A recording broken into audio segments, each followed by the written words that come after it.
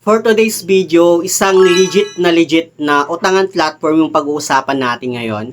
Hindi lang siya basta legit, kundi sobrang baba rin ng kanyang monthly interest. At isa pa sa mga nagustuhan ko sa kanya is nag-o-offer siya ng 0% interest sa isang buwan. Anyway, itong loan app na to ay maire-recommend ko talaga sa inyo kasi gamit na gamit ko siya. And sobrang nakakatuwa lang kasi last year na-approve ako sa kanya kahit meron akong bad credit history. Kaya naman kung interesado kang malaman kung ano nga ba itong legit na utangan platform na to, panoorin mo to.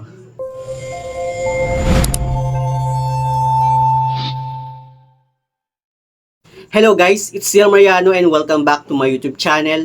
At kung hindi ka pa nakapag-subscribe sa aking channel, please subscribe dahil palagi ako nag-share ng mga experience ko at nag-review ng mga or online lending platform kung legit ba o hindi dito sa ating channel. So ano nga ba itong legit na loan app na pag-uusapan natin ngayon? No? For me guys, no, based on my personal experience sa kanya, para sa akin, parang mas better siya kay Tala. Wag na natin itong patagalin, no. Itong loan app na tinutukoy ko ay itong ang si Credibo, Buy Now Pay Later, na madadownload lang nasa Google Play Store. At dito no, owner siya ni Credibo PH. Dito meron siyang 500,000 na downloads, 4.6 na stars, and 1,000 na reviews. Alam ba guys, no, na last year na-approve ako sa kanya, kahit meron akong bad credit history. Sobrang rare lang na ma-approve sa mga ganitong klase ng loan app. Ay, ang dami mga loan app na na-abandon na. Kasi, actually nag-apply ako kay Mabilis Cash, kay One Hand, kay... Marami akong mga loan app na in-applyan ng mga legit, pero hindi ako ma-approve. Pero dito kay Credibo, sobrang natuwa ako sa kanya last year kasi in-approve niya ako.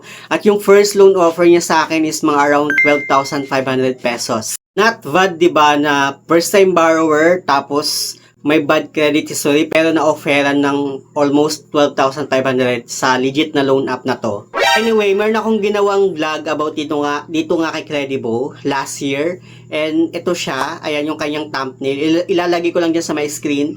So if ever na gusto nyo siyang panoorin para magkaroon ka ng idea paano nga ba ako nag-apply sa kanya, ilalagay ko lang dyan sa may description box or sa may comment section yung link para madiretso na kayo dun sa video. Yung 12,500 na offer sa akin ni Credibo last year, hindi po lahat yun cash loan, kundi mahati siya. Yung 6,200, yun yung cash loan, and then yung 5,300 plus yata, is yun naman yung magagamit natin siya via QR. So yung 6,200, ginamit ko siya as cash loan, and then yung 5,300, pwede po natin siyang gamitin sa mga merchant store, or sa mga nag-a-accept ng QRPH. If ever nakakain ka sa labas, pwede mo siyang gamitin as long as nag-a-accept sila ng QRPH. Pero dito kay Credibo, yung para dun sa QR, na-try ko siyang gamitin sa Maya Business na QR ko at pumasok naman siya doon. So, pwede mo siyang ma-convert into cash. So, paano ko nga ba nasabi na mas better siya kay Tala?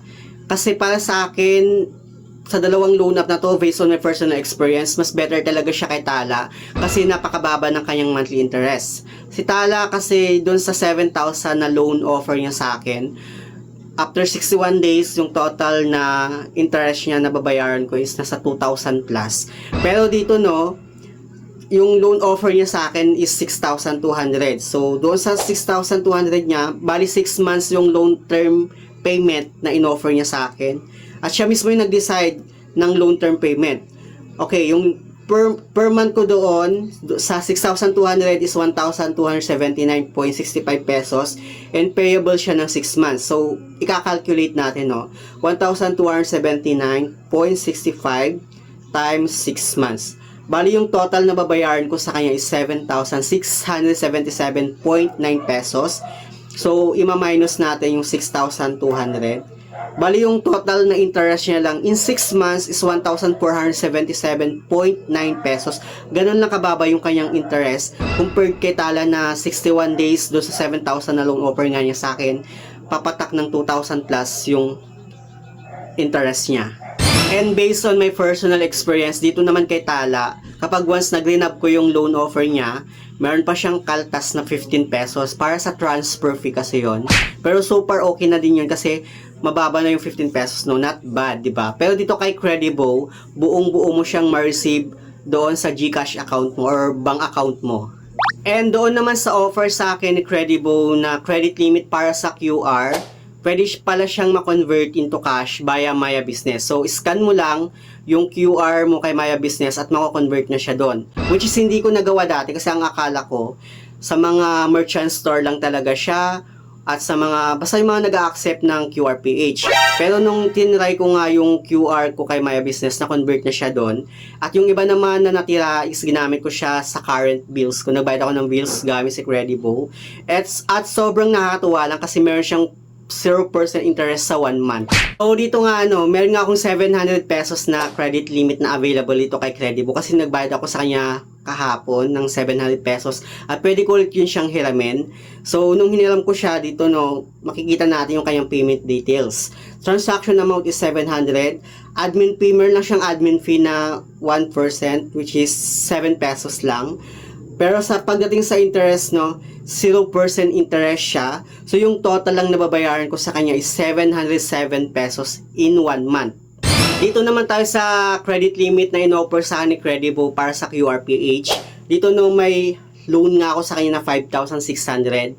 So yung monthly noon is 1,101.78 pesos in 6 months.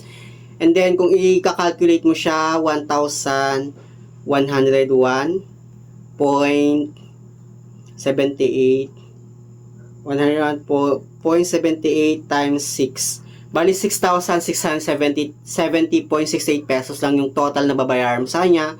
So kung i-minus natin yung 5,600.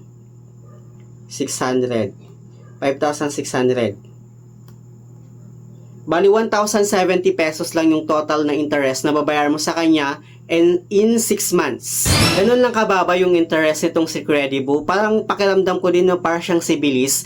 Pero ang pinagkaiba lang kasi nila, ditong si Credibo, siya mismo yung magde-decide kung ilang buwan mo siyang babayaran. So 6 months lang kasi 6 months yung loan offer niya sa akin. While kay Bilis kasi pwede kang mag-adjust, ikaw yung magde-decide kung ilang buwan mo lang siyang gustong bayaran.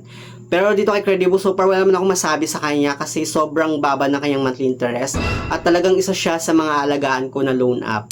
At hindi ko rin talaga ini-expect na ma-approve ako sa kanya last year kahit alam ko naman sa sarili ko na meron akong bad credit history, marami akong mga loan app na na-abandon at talagang ina-offeran pa niya ako ng cash loan. Sobrang rare na mga ganitong ma-approve sa mga legit na loan app, And sobrang thankful ako dito kay Credibo kasi matatapos na ako sa kanya sa April, hoping na tumaas yung credit limit ko after kung masettle lahat ng loan ko, Well, i-update ko lang ulit kayo kapag once na tumaas yung credit limit ko sa kanya sa April.